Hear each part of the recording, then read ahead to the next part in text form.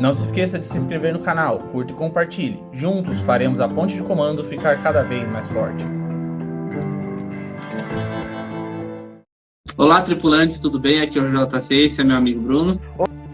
Olá, bem-vindos à Ponte de Comando, seu canal de ficção científica, jornada nas estrelas e temas relacionados. Na história de hoje, 21ª review de Jornada nas Estrelas, a série clássica, nós vamos tratar sobre o episódio Amanhã é Ontem. Manobra contigo, JC. É isso aí, a gente vai conversar sobre Tomorrow is Yesterday. Então, antes de mais nada, não se esqueça, se inscreva no canal, curta, compartilha. A gente tem vários vídeos novos no canal agora, a gente tem vídeos sobre espécie, a gente tá com o audiobook saindo aí, agora vai sair na próxima semana também o próximo capítulo. E é isso, não deixa de se inscrever, curta, compartilha, ativa o sininho.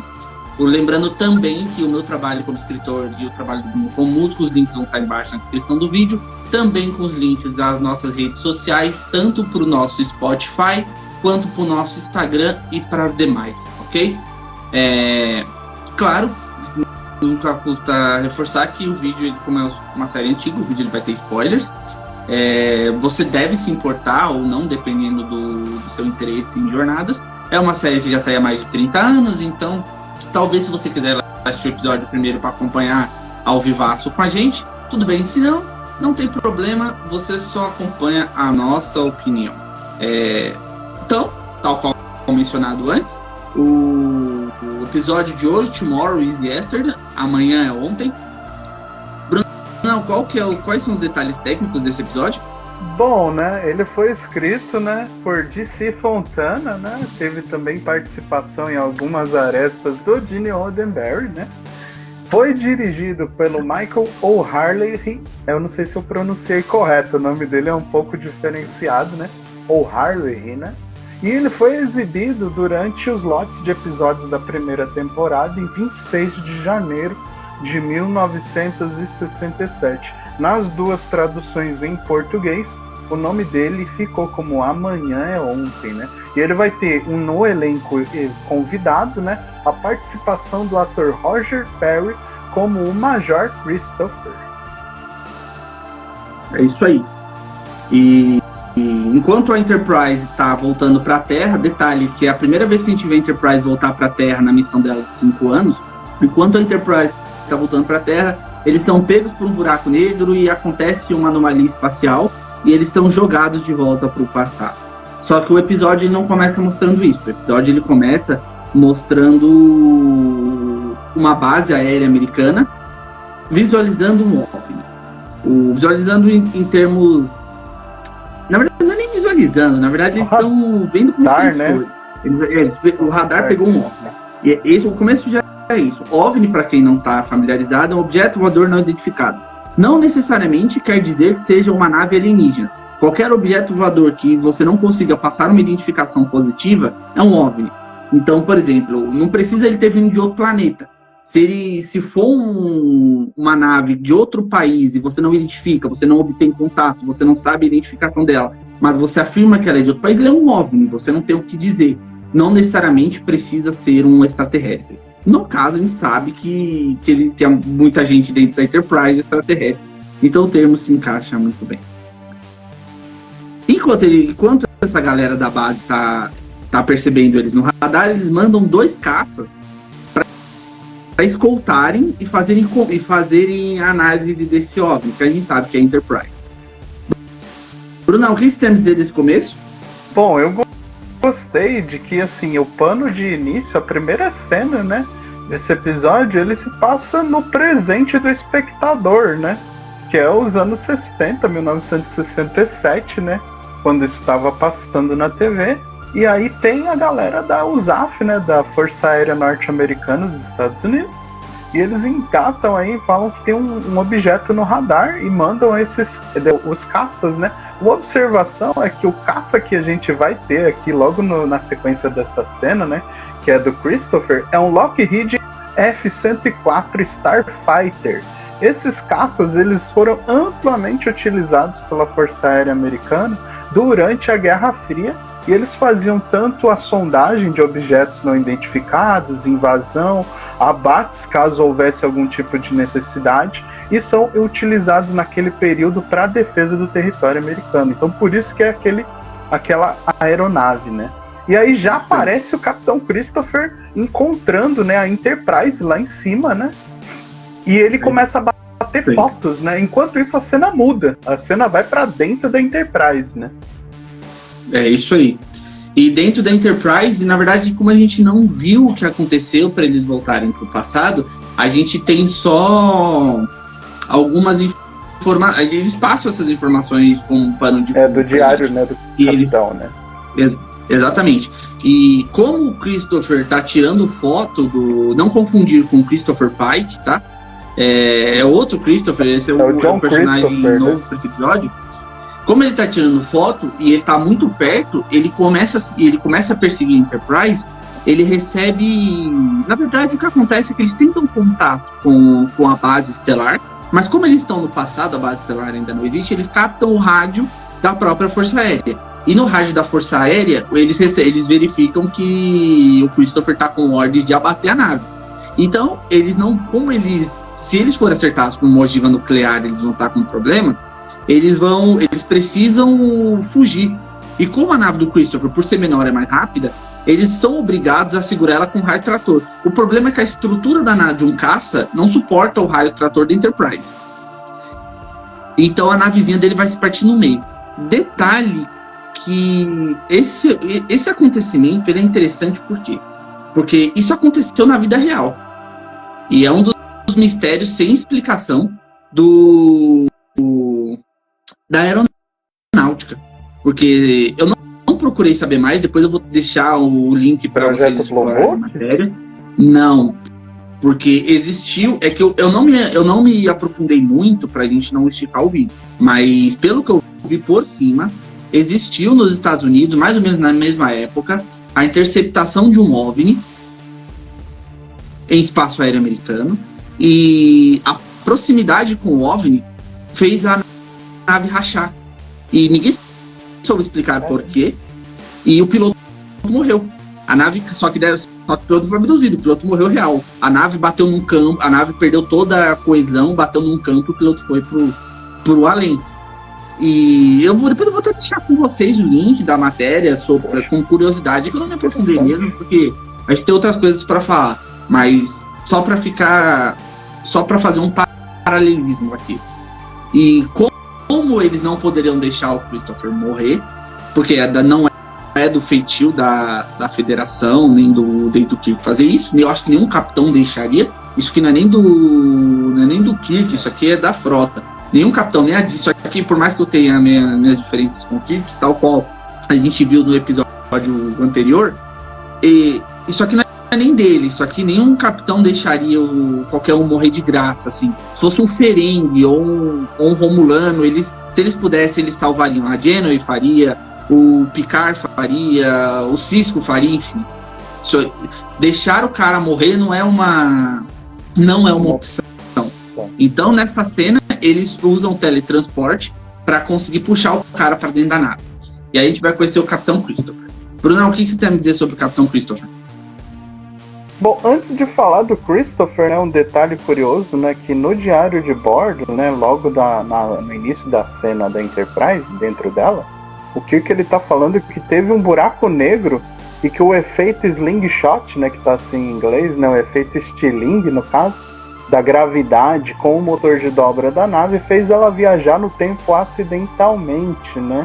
É parecido um pouco com o que a gente vê em Interestelar, né, que eles usam a dilatação do tempo de um buraco negro para viajar no tempo para o futuro, né? Só que aqui no caso foi pro passado, né? É interessante essa questão. Maravilhosa. Isso aqui é verdade, do Gargantua, né? Pena que não tem uma aqui é maravilhoso.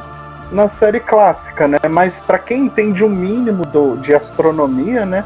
De informação de como são esses objetos, é uma coisa interessante, uma escolha de roteiro legal. Poxa, uma viagem no tempo por conta de um buraco negro, né? E aí, como o JC comentou, né, o Christopher foi parar na sala de transporte da Enterprise.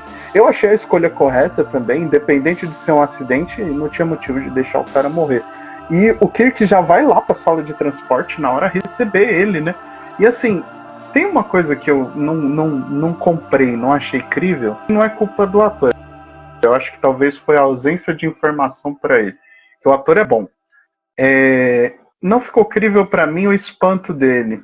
Ele não tem muito espanto por estar numa nave do século 23, né? E naquela época nem estava estabelecido que era século 23. Mas ele é muito tranquilo, né? E ele já vai andando, conversando com o Kirk, começa a ver as coisas, né? Eles sobem no elevador, o Kirk explica para eles que eles são do futuro, né? Então, assim, foi uma abdução muito tranquila para um major, um capitão de caça, né? Não reagir, né? Achei estranho isso. Eu acho que ele ver o Kirk sendo um homem americano, recebendo ele, talvez o tenha acalmado, assim. Não é como se ele tivesse visto um vulcano, nem um cardassiano ali na frente dele, não. O cara é igualzinho ele, tipo, eu acho que fica pouco crível o fato dele ter sido transportado e ele não questionar esse momento nenhum, sabe? Tipo, ele acabou de ser retirado da nave dele e colocado a bordo de pé numa outra espaçonave gigantesca. Mas, fora isso, eu acho que ele... Eu acho que o Kirk escolheu certo de ter sido ele e receber ele. Porque, assim, o que era o equivalente do Kirk dos anos 60? Um piloto de um caça, um capitão de um caça da Força Aérea. Seria tipo, nós somos iguais, né? Então isso eu achei legal. Mas o espanto dele eu achei que foi muito baixo. Talvez mais alto quando ele falou que não acreditava em homenzinhos verdes. E aí o Spock aparece no meio da ponte e fala, eu também não acredito. Foi uma piada, achei legal. É uma piada, porque homenzinhos verdes existem, né? E a gente já... E assim... Star Trek existe. Os Orions estão aí pra provar, sabe? Não é como se ninguém conhecesse os Orions. Os caras conhecem os Orions desde a Enterprise do Archer, entendeu? Então, assim, homenzinhos verdes existem. Mas, de qualquer jeito, esse aqui é um clássico episódio de viagem no tempo. A gente vai ter em qualquer série de jornadas, episódios de viagem no tempo. Tem um dos meus favoritos, inclusive se chama Os Homenzinhos Verdes, que é lá de Deep Space Nine, quando o Quark e toda a família dele viajam pra Terra. Roswell, né? Exatamente. É maravilhoso. Esse episódio é muito legal. A gente vai chegar lá, né? Esse episódio é muito bom. Mas enfim. Bruno, quer continuar? Bom, após isso, né, o Kirk, ele tá conversando com o Christopher, né, e ele pergunta, né, sobre quanto que custou aquela nave, né, aquela visão, né, do século XX, e a gente já sabe que é estabelecido futuramente que no século 23 não existe capitalismo, né, existe um tipo de sistema de produção totalmente diferente, né, em que não é baseado mais no lucro e na aquisição de bens. E aí o Kirk fala que existe só mais 12 naves na frota estelar semelhantes à Enterprise. Então é uma coisa que eu fui prestar atenção realmente revendo aqui para a nossa gravação. Eu não sabia que existiam 12 naves Constitution, né? E quando a gente vai estudar em detalhes, a maioria delas vai ser destruída com o passar do tempo, né? Excalibur, Exeter, Intrepid, a própria Defiant, né, que vai ser apresentada na segunda temporada. Então, assim, esse é um modelo de nave impressionante, mas ela não foi durável, né? Mas o piloto, né, ele chega na ponte, né, e o Spock aborda ele, né? E começa aquela questão dele começar a olhar as coisas, os computadores, e o Spock já interpela o Capitão Kirk e fala o seguinte: a gente tem que devolver esse cara. E aí o Spock fala, talvez a gente não possa devolver ele, porque ele sabe demais, né? Então assim, começou já o dilema. Foi legal salvar ele, mas e agora? O que a gente faz com ele, né? Então, sobre esse lance da nave, lá em Next Gen, tem um episódio lá nas últimas temporadas do Next Gen que tem a volta do Scott, que ele é descongelado. E o Scott pergunta pro Picard o que é que aconteceu com aquele modelo de nave. E o Picard disse que tem algumas no Museu da Frota. Aí vai demorar um bocado pra gente ver o Museu da Frota, mas o Museu da Frota é uma estação espacial que fica flutuando em volta da Terra. E quando a gente vê o Museu da Frota, não tem uma dessa lá em Picard. Então talvez já tenha sido tirado até do Museu da Frota. Eu esperava que não, porque esse deve ser muito legal ver uma nave dessa por dentro. E todas as vezes que a gente vai revisitar uma nave dessas no canon de jornadas, independente do tempo que você revisite, talvez agora não nessa New Strange New Worlds, mas independente do tempo que você revisite uma nave dessas, o modelo que eles fazem é sempre o mesmo. O modelo de design de produção é sempre o mesmo. Então ela é sempre toda quadrada e colorida, com os equipamentos piscantes. Eles nunca querem fazer um negócio avançado. Até eu acho que é muito legal, nos filmes do Abrams, o modelo dela começa a ser, nos primeiros 2 filmes, ele é um modelo super avançado de Enterprise. É uma Enterprise, assim, futurista mesmo. Luxuosa. Mas eu acho, mas lá no último, ela é destruída e ela é substituída por um modelo parecido com esse. Que é tipo, a ponte é vermelha, que as coisas estão piscando. Eu acho isso muito legal. Eu acho muito bacana. Eu gosto dessa tecnologia futurista pesada, sabe? Eu não curto muito essa tecnologia futurista, tipo, são máquinas leves, equipamentos em microchips. Não, eu gosto de tecnologia futurista com equipamento pesado, cyberpunk, os computadores gigantescos. E por isso que eu gosto de Alien. Alien tem desses negócios, assim. Mas enfim. Quem tinha uma visão assim foi o próprio George Lucas em Star Wars, né? Que ele usa muito dessa estética pesada, né? E assim, essa questão, até uma curiosidade do cinema, né? Um dos pioneiros antes de Star Trek a usar isso são dois filmes famosos do cinema, que um é Flash Gordon, né? Clássico mesmo, né? Flash Gordon, ele é um dos primeiros a mostrar painel touchscreen brilhante, né? E o outro é Planeta Proibido, que aí usa máquinas pesadas, aquela coisa toda grandona, né? É isso aí. E assim, eu tenho a impressão de que a nossa tecnologia, como sociedade, tende a isso. Eu acho que a gente se foca muito em diminuir as coisas, mas vai chegar em um momento que diminuição não vai ser um fator que vai ter que ser levado em consideração. Eu acho que a gente vai começar a voltar a construir máquinas de processamento muito maior, mas que são muito mais pesadas.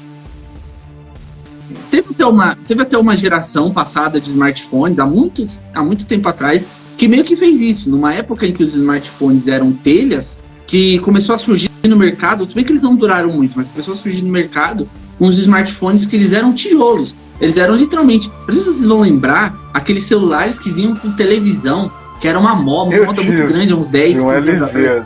Era um celular que o diferencial dele era ter televisão. E, tipo, câmeras triplas, quádruplas atrás, e, tipo, eles eram gigantescos. E era um bagulho muito feio. Ele era feio e antiestético. Mas agora eles sumiram. Então.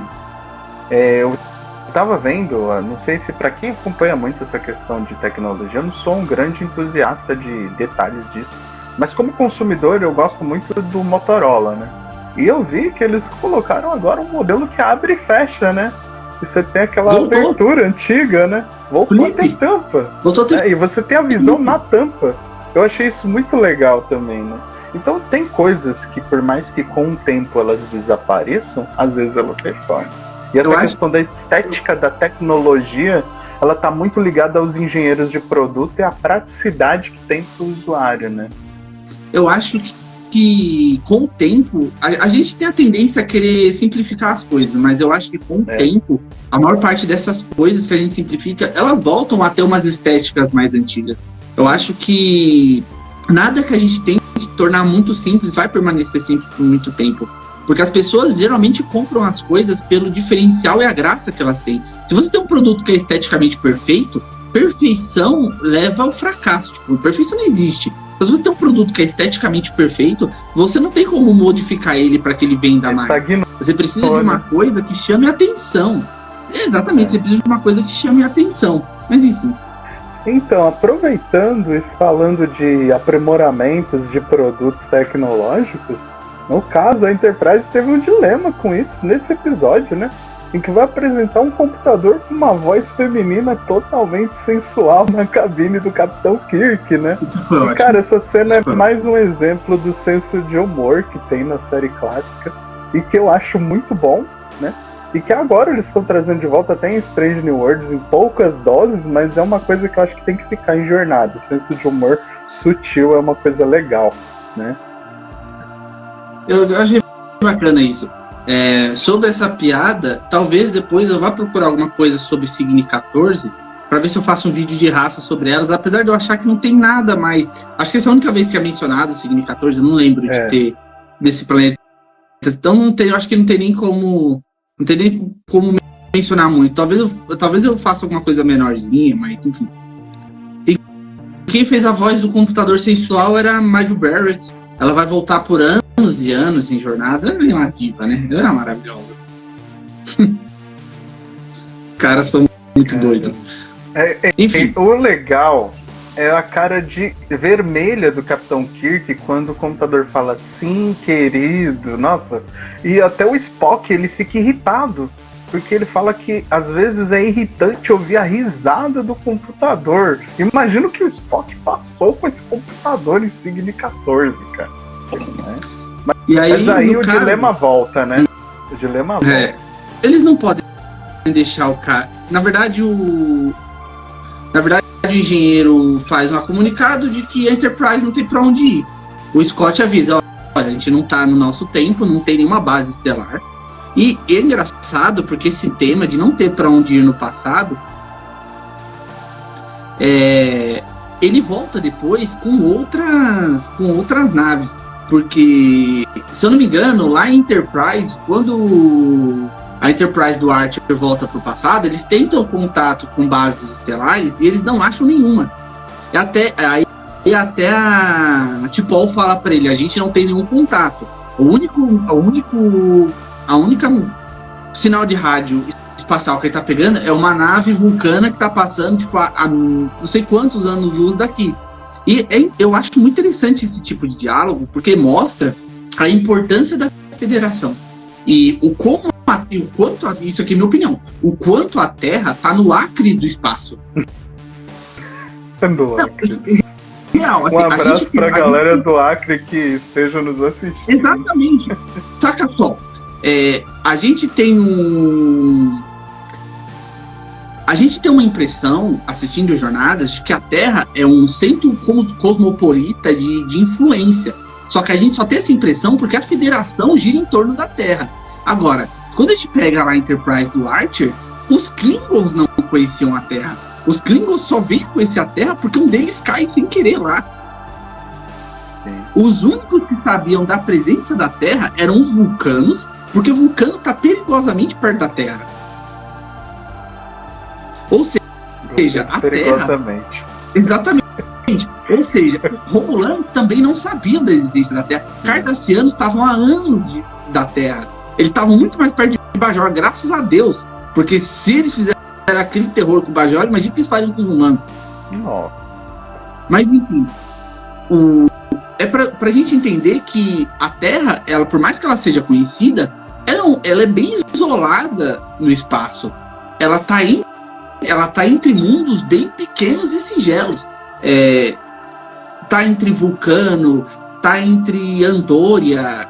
Ele não tá perto desses grandes mundos, tipo o Império Klingon, o Império Romulano, o Império Cardassiano, não. A gente só vai encontrar esses impérios quando a gente for caminhando pelo espaço. E mesmo assim, o Império Klingon tá tão longe que eles nunca tentaram dominar a Terra. Eles até tiveram uma guerra, mas a guerra foi contra a Federação, não contra a Terra em si. A Terra dominada seria uma consequência de uma guerra contra a Federação. Porque, até pensando por um certo ângulo, o Império Klingon não tem nada a ganhar destruindo a Terra. Enfim. Bruno, você quer dar a sua opinião a respeito? Bom, né? Eles não têm pra onde ir. E a frase que o próprio Christopher usa, né, na entrevista com o capitão é a seguinte: vocês são prisioneiros do tempo tanto quanto eu. Porque até aquele momento eles tinham viajado no tempo por acidente, né? Embora eles tenham aquela fórmula de acender os motores a frio que foi apresentado no episódio anterior, né? Mas ainda assim é uma coisa que não é praticada, não tem dobra temporal no livro de engenharia da Frota Estelar. Então eles não sabiam até aquele momento o que eles iriam fazer, né? E o Kirk, ele vai começar a pensar em consertar as consequências da chegada dele, que é o quê? Encontrar todas as provas que tem vinda da Enterprise e acabar com as fotografias que a própria aeronave do Christopher fez. Então eliminar as provas para tornar a história daquele OVNI em descrédito e assim não afetar a linha temporal, né? E aí eles vão usar o Christopher para isso, né? O interessante a gente parar para pensar é o seguinte: por que a agência temporal, o departamento temporal da frota da Federação não interferiu com a viagem deles para o passado? Mais para frente a gente vai descobrir que existe um departamento, tal qual existem outros, existe uma seção dentro da Federação, que é o departamento de influência temporal. E tanto que eles vão interrogar o Cisco lá na frente sobre a interferência que o Cisco teve no episódio com os Pingos. E eles vão ajudar a Voyager também, quando a Voyager vai ter uns problemas lá na frente, enfim. Eles são os caras vestidos de preto, bem tranquilões.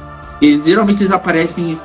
Eles não ajudam o Kirk, porque o que o Kirk está fazendo é uma consequência direta da linha temporal. Eles não têm que ajudar o Kirk, porque o Kirk não está interferindo especificamente com a linha do tempo. Eles só vão agir. O tempo é isso mesmo. O tempo é isso mesmo. Tanto que depois lá, quando eles estão com o Cisco, eles comentam do Kirk, que o Cisco fala, mas o Kirk viajou no tempo um monte de vezes. E aí um deles comenta, realmente, o homem era um desastre. Porque o Kirk, nossa, eu acho que o Kirk foi quem mais, a Enterprise do Kirk foi quem mais voltou pro passado. Mas enfim, eles não interferem porque o que acontecer está acontecendo e eles sabem que vai ser corrigido. Depois vai ter até um lance de Guerra Fria temporal, que se eu não me engano vai envolver parte da Voyager, enfim. Mas isso é outra história. Da Voyager e de Enterprise, mas isso é uma outra história. Então, qualquer hora a gente comenta sobre a Guerra Fria temporal por aqui. Bom, é o seguinte, eu tenho aqui um ponto a falar sobre a próxima cena. Finalmente, ele tentou fugir, né? O Christopher vai tentar fugir, né? E, cara, eu achei que demorou, né? Mas, olha a bifa que o Capitão Kirk vai dar nele, cara. A cena dele, martelada na cara. E aí o cara vai parar na enfermaria. Eu achei essa cena legal. Eu tava esperando isso, porque tava muito fácil, né? O cara tava muito tranquilo, né? E ele mesmo fala que ele tem uma família, uma esposa, filho, né? E é o que qualquer um faria, né? Eu tentaria fugir. O que eu falei? Eu tentaria fugir. E isso daí foi legal. A bifa foi da hora. Quero ver porrada, como você diz. Exatamente. E aí ele vai parar na enfermaria. E lá na enfermaria tem mais uma cena cômica. Esse episódio vai ser cheio de ceninhas cômicas, em que eles discutem sobre o que fazer com o Christopher. E aí o Spock aparece e fala que ele errou os cálculos dele. Que na verdade o Christopher não tem nenhuma importância para a história, mas o filho dele vai ter, porque o filho dele vai ser o primeiro homem a ir para outro planeta. Agora eu me esqueci qual era o planeta, acho que era Saturno, que o filho dele vai ser o primeiro que vai para Saturno. E aí o cara fica todo felizão, eu vou ter um filho! E ele fica todo feliz por ter um filho, e eu acho que ele não fica feliz só por ter um menino, mas ele fica feliz porque agora eles têm uma razão para mandar ele embora. Tipo, ele não precisa fugir, porque os caras vão ter que mandar. Ele precisa voltar, a esposa dele ainda não tá grávida. Então, e aí eu acho essa cena engraçada, ele com um sorrisão, que legal, eu vou ter um menino. Tipo, como se ele tivesse acabado de descobrir direto da esposa dele. Eu acho isso bacana. Eu gostei desse episódio porque ele tem várias cenas cômicas. Porque esse episódio poderia ter sido um desastre completo se ele se levasse muito a sério. Mas não, ele tem umas paradinhas bem engraçadas, tem umas tiradas muito boas. Ele é o completo oposto do último episódio que a gente falou. O último episódio, ele se levava tão a sério e tinha tanto furo de roteiro que ele ficou uma trolha gigantesca. Esse não. Esse ele é simples, ele tem umas piadinhas legais, tem umas coisas bacanas, você se diverte. Não é o melhor episódio que tem, mas mesmo assim, serve. Esse é um bom episódio de introdução pra jornada, sabe? Eu acho que se você colocar esse episódio aqui pra uma pessoa assistir, ela vai achar legal. Não qualquer pessoa, quem gosta de ficção científica vai achar legal. Caramba, que série divertida. Isso aqui eu achei tem bacana. Tem uma dose boa de tudo. do tema, Exatamente. né? Das cenas, é tranquilo, é legal. Esse episódio, ele me lembrou muito aqueles episódios de Next Generation, em que tem umas piadas clássicas com o Picard. Sabe quando eles encontram uns alienígenas, ou quando acontece alguma coisa na ponte de Next Gen, e o Picard faz uma piada, ou o Picard, tipo, o próprio Patrick Stewart não consegue controlar o riso, porque em Next Gen acontece muito disso. Quando tem uma cena cômica, Sim. o Patrick Stewart, ele não consegue controlar o próprio riso, e você percebe que ele tá querendo dar risada, ele tenta ficar sério e não dá, porque ele não é um ator que seja muito sério. Ele é um ator, assim, ele até tem algumas coisas bem sérias, ele é um ator bem comedião, ele gosta de fazer umas paradas bem diferentes. E isso me lembrou muito uns daqueles episódios de Next Gen, que tem umas piadas de fundo. Eu acho bacana, eu achei legal. Bom, vamos para a parte 2. Os caras fazem uma reunião sobre como devolver o Christopher. Sim, ao mesmo tempo eles também questionam a ideia de como eliminar as provas da presença deles, né? Exatamente. E aí eles vão mandar o Kirk e o Zulu para a base para eles recuperarem as fitas, os rolos de fita das fotos tiradas da Enterprise, para eliminá-los e depois eles poderem mandar o Christopher para baixo, porque aí pelo menos o Christopher não vai ter nenhuma imagem para corroborar o fato dele. Vai ser só a versão dele e vou ficar achando que ele é maluco. Tem um detalhe que eu queria comentar aqui, uma história, na verdade, que, assim, Jornada nas Estrelas clássico sempre remete um pouco à história da minha infância, né? E teve muita coisa que eu aprendi e fui procurar entender assistindo Jornada, né? E eu nunca tinha visto um computador analógico. Nos anos 60 não existia Microsoft Windows, nem Macintosh, Apple, não tinha isso. Quem tinha computadores analógicos eram as Forças Armadas, a DARPA, o Exército, a Força Aérea. E aí quando eu lembro de um moleque assistindo esse episódio com meu pai, e aí tem aquela fita cassete gigante do tamanho de um pneu, né? Na verdade aquilo é um rolo magnético, né? E os computadores antigos, eles gravavam informação nesses rolos magnéticos, né? E aí o meu pai me contou que aquilo era uma máquina do tamanho de um armário. O próprio Sulu e o Kirk, eles falam, não liga o computador, que senão isso aí vai fazer um barulhão, que eu vi no museu que era assim. Eu mesmo, nos anos 90, nunca tinha visto esse tipo de computador, esse tipo de tecnologia analógica mais antiga, e me apresentaram isso no show da TV do Jornada, né? Um pequeno corte. Eu queria agradecer aqui a audiência também do Fernando Flashback. Obrigado aí pelo comentário, satisfação em ouvir aqui seu comentário também. Um forte abraço para você também. Continuando, manobra contigo. Bom, então, enquanto eles estão investigando, eles são encontrados por um sargento. O sargento manda eles pararem, o sargento pega o comunicador deles, e aí na hora, enquanto o Spock e o doutor estão na sala de transporte, o sargento sem querer ativa o sinal de emergência, e os caras sobem ele. E essa cena é boa demais, porque o sargento, ele é transportado e ele não entende o que aconteceu. Ele não entende, então ele fica paralisado com a arma e tudo. Ele fica em choque. E eu achei legal, porque mesmo depois dele tá em choque, ele fica na sala de transporte. O episódio inteiro ele vai ficar em paz. Ele tá em paz. Pensando numa coisa. Sabe o que acontece? O choque dele me fez pensar uma coisa que ninguém falou, pelo menos eu não vi isso em nenhum lugar. E aí, se vocês quiserem, vocês comentam o que vocês vão pensar do que eu vou dizer da minha teoria. Será que quando você é teletransportado, você sente a sua desmaterialização e rematerialização? Porque o McCoy reclama disso o episódio inteiro, lá em Nova Geração, a Pulaski também reclama disso, né? E aí a gente vê esse sargento, que ele foi desmaterializado e rematerializado na sala de transporte, e ele ficou em choque. Então eu fiquei pensando, para um desavisado, será que ser teletransportado seria uma coisa traumática como foi para ele? É uma coisa que ninguém nunca tratou. Assim, pelo que dá a entender, é um flash. Pelo que dá a entender, é um flash. Tanto que na fanfic que a gente tá fazendo o áudio agora, Star Trek Pandora, vocês podem ir aqui, segue o card aqui no canal, a descrição que o escritor dá é de um flash. Assim, você vê a luz pisca, e quando você chega, quando ela diminui, você tá em outro lugar. Mas aí é fanfic, né? Só que fazer um merchan. Mas ninguém nunca comentou como é ser desmaterializado. Desmaterializado. O legal disso é que ele continua na sala de transporte. O que até fala pro Spock pelo rádio? É o piripaque não do tira ele da Chaves. sala de transporte. Não tira ele da sala de transporte. Spock responde: acho que não precisa, porque ele não quer sair daqui. E eu achei muito bacana essa cena, porque ele comenta, nossa, eu estou com fome.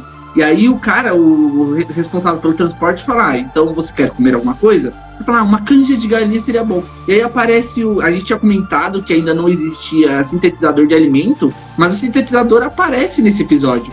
O cara tira uma ideia um prato, dele, né? A ideia dele aparece. O cara tira um prato de canja de galinha da parede. Então, assim, isso não é um elevador de serviço, é um sintetizador. Agora, por que tem um sintetizador de comida na sala de transporte é outra coisa, né? Ou é um teletransporte que trouxe a comida da cozinha. É dos dois, né? Mas aí o cara não fala o que ele queria. Só aparece a É verdade, canja. né? Foi do nada, né? Ele só coloca o cartãozinho vermelho e a canja aparece.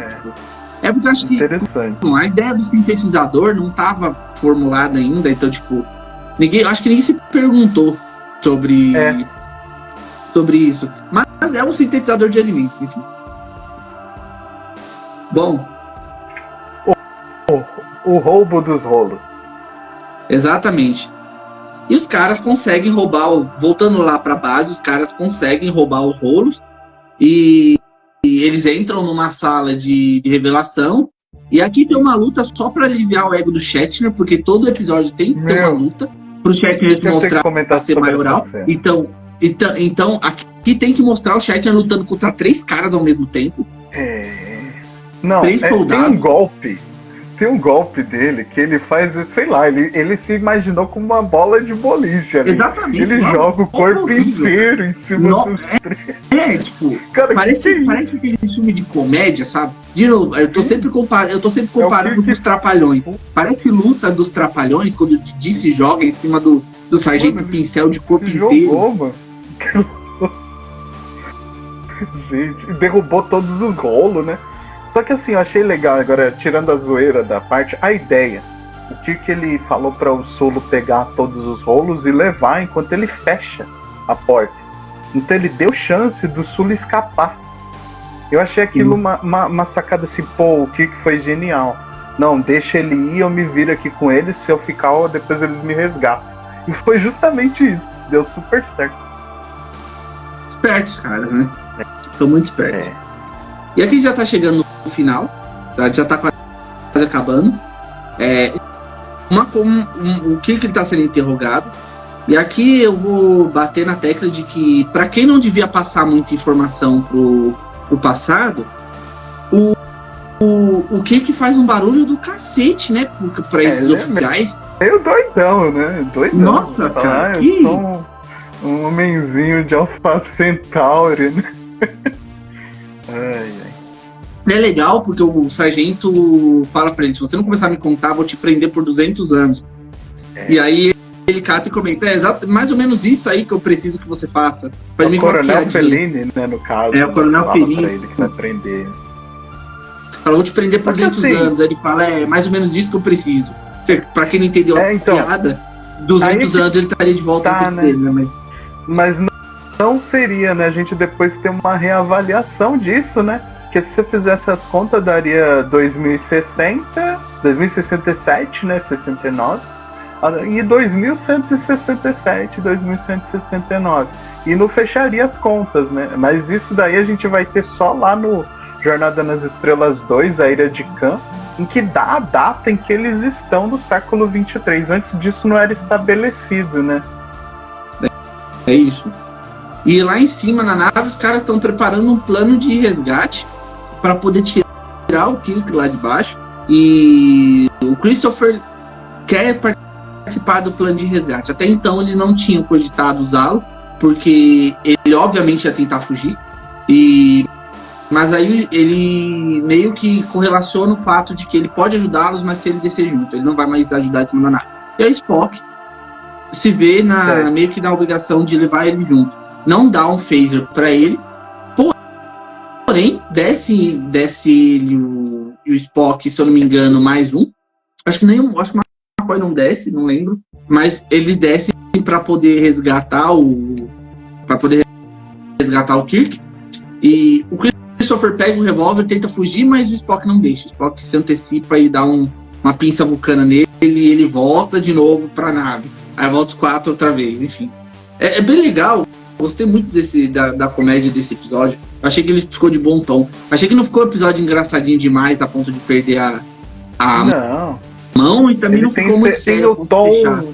O tom legal, né, da coisa. Ele ficou num tom legal, né?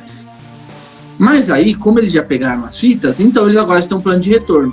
O Scott fala que eles podem tentar fazer um processo de usar a gravidade solar, a gravidade do Sol, para conseguir se içar, e um outro disparo de estilingue para que eles consigam voltar para o tempo deles. Enquanto eles estiverem passando pelo tempo, enquanto estiverem voltando no tempo, eles vão passar pelo ponto em que os 2 oficiais foram tirados do tempo deles, e ao mesmo tempo que esses oficiais foram serem tirados, eles vão ser recolocados. Então vai existir ao mesmo tempo, na linha do tempo, 2 Enterprise, uma que está chegando e uma que está voltando. E eles fazem exatamente isso. E eu achei um efeito bem bacana, achei legal, tipo, essa transição de passagem de tempo, eles voltando pro passado e o balançar da nave, e os caras sendo mandados de volta. Só que eu entendi muito bem, só acho que não faz muito sentido os caras não terem lembrança. Então, porque eu acho... Mas enfim, eu vou ser bem honesto com vocês. Não tentem entender viagem no tempo de Jornada nas Estrelas. Isso não vai colar. Tá, se a gente for quebrar a nossa cabeça pra tentar entender viagem no tempo de Jornada nas Estrelas, a gente vai ficar aqui discutindo horas e ninguém vai entender porra nenhuma. Então, assim, se a gente for usar a lógica, era pra eles mesmo terem, era pra eles nem terem pego esses caras, sabe? Tipo, nossa, dá dor de cabeça. Se eles tivessem vindo e tirado esses caras da nave, não era pra esses caras estarem na base de novo. Era pra eles terem pousado. Era pro Christopher ter Ia ter 2 Enterprises, né?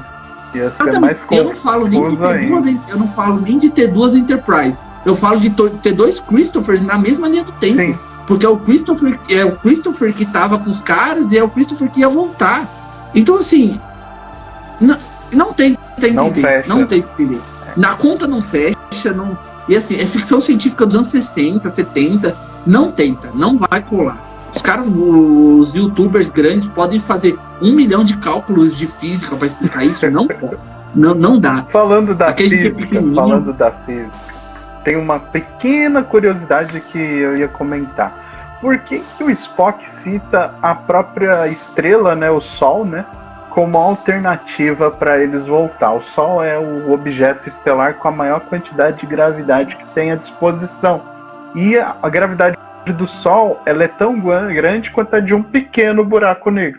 Existe uma curiosidade histórica em que o primeiro experimento que provou a relatividade de Einstein, da teoria da relatividade de Einstein, foi justamente um eclipse solar, em que ele conseguiu medir o deslocamento da luz das estrelas sendo distorcido pela luz solar quando ela passa pela estrela por conta da gravidade.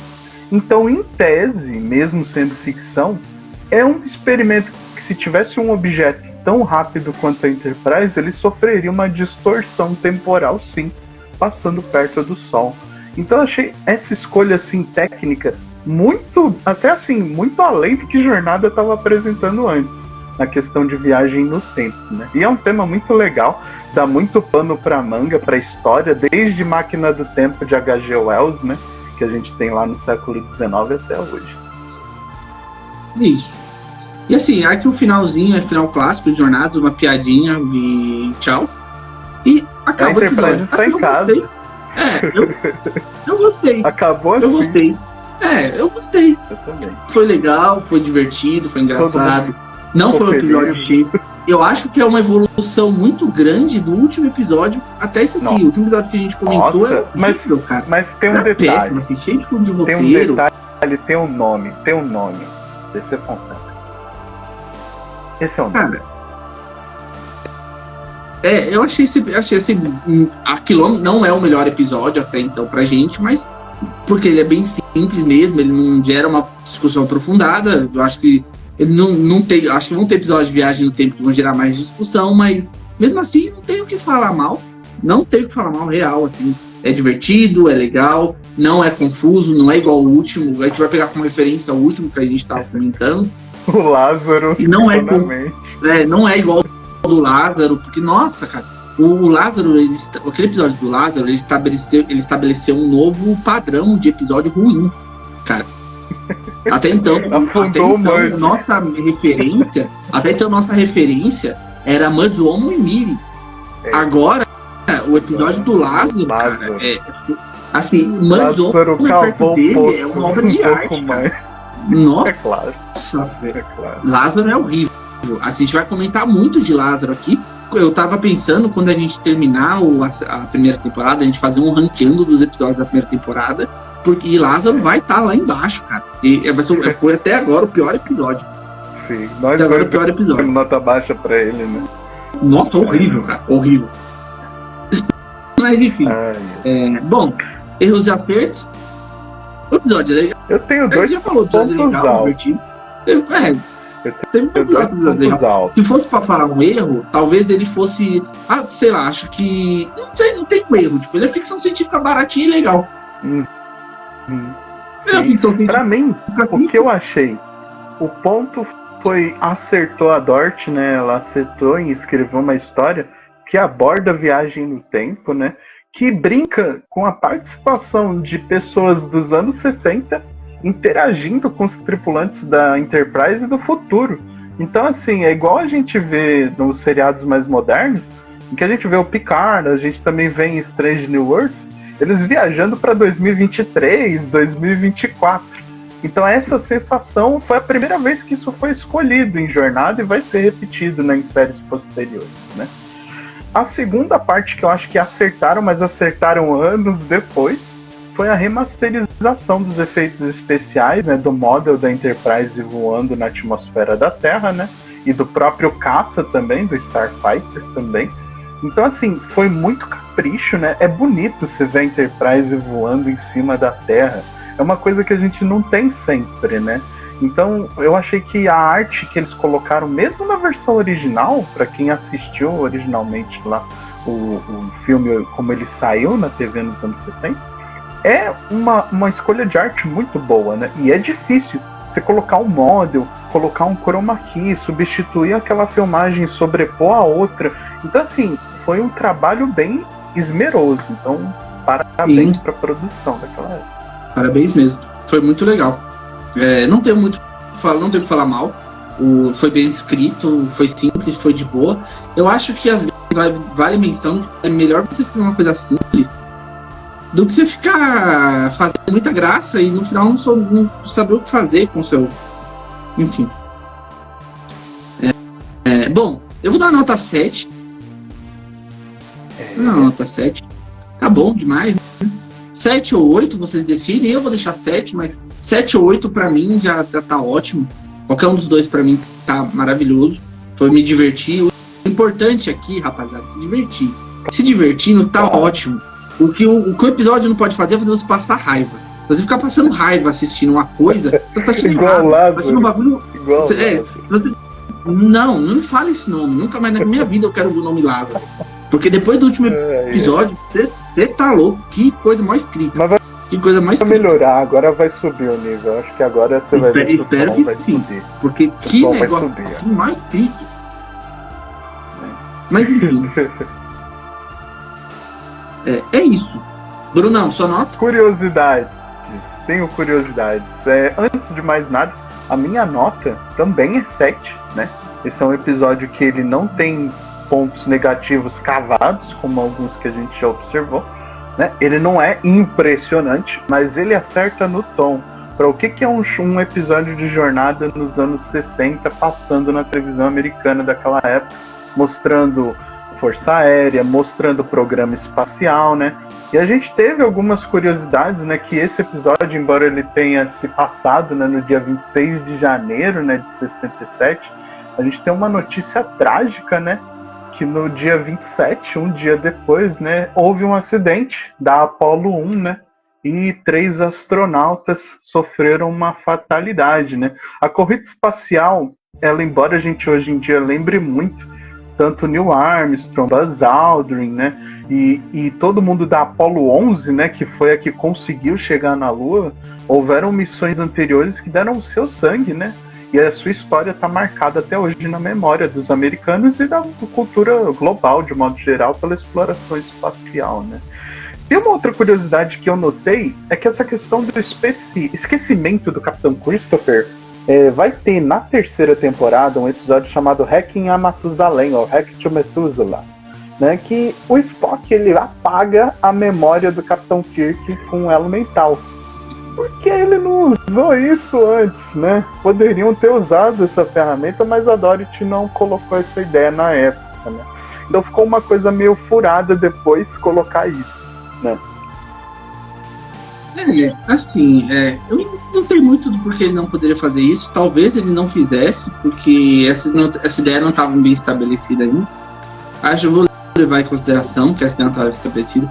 No Canon estendido, isso já tinha sido feito, porque o Spock apagou a mente do Kirk quando a Miri morreu, lá depois do episódio Miri, quando os Onlys roubam uma nave e a Miri acaba morta. O Kirk descobre que a Miri morreu, ele fica muito mal, porque ele não conseguiu salvar as crianças, e aí ele tá tão mal que o Spock vai apagar a mente dele, mas isso é no Canon estendido. Aqui talvez essa ideia de apagar a mente ainda não tivesse tão bem estabelecida como para poder ser usada para esse fim. Sim. Mas de qualquer forma, valeu a intenção, né? Valeu a intenção. Tenho mais uma coisa que eu gostaria de mencionar. Na verdade, é uma coisa que até na pesquisa foi o JP que levantou, eu achei interessante. E vale a menção aqui que sim, né? No episódio Naked Time, né, Tempo de Nudez, um dos primeiros, né, a gente teve a questão da viagem no tempo ter sido por acidente quando eles escaparam de Psi 2000. E em tese, isso estava no roteiro anterior para ser uma continuação dessa história. Porém, eles dividiram, eles mudaram e reaproveitaram tanto o final de uma quanto o começo da outra, né? Teria sido uma história interessante, né? Em que eles tivessem acabado de sair de uma doença letal da nave para cair logo nos anos 60, né? Mas eu acho que eles acertaram o tom em deixar as coisas separadas, né? De Tempo de Nudez para Amanhã é Ontem, o tom é totalmente diferente, né? É outra visão. Eu agradeço aqui a cada um de vocês que estiveram conosco, que comentem aqui no nosso vídeo, né? Tanto no YouTube, quanto também na comunidade do Telegram, que fica no comentário fixado aqui, né? No vídeo, né? E deixem o seu like, né? Ajudem a ponte de comando a crescer, a tomar relevância. Eu estou muito feliz aqui, a gente tem tido os últimos meses um aumento da presença dos nossos inscritos, né? Vocês têm sido um público muito engajado e isso deixa a gente muito satisfeito de estar entregando um produto relevante e interessante para a comunidade fã de Jornada nas Estrelas. Eu desejo a cada um de vocês uma vida muito longa e muito próspera. Meu muito obrigado. Bom, gente, é isso aí. Obrigado por quem chegou até aqui. Eu agradeço. De novo, curta, compartilha. Vai lá ver a nossa novelinha de jornadas que tá rolando aqui no nosso canal. O que será que vai acontecer no próximo episódio? O que será que aconteceu com aquelas crianças na nave, hein? Vai lá, deixa seus comentários. E é isso. A gente espera vocês aqui no próximo episódio. Capular.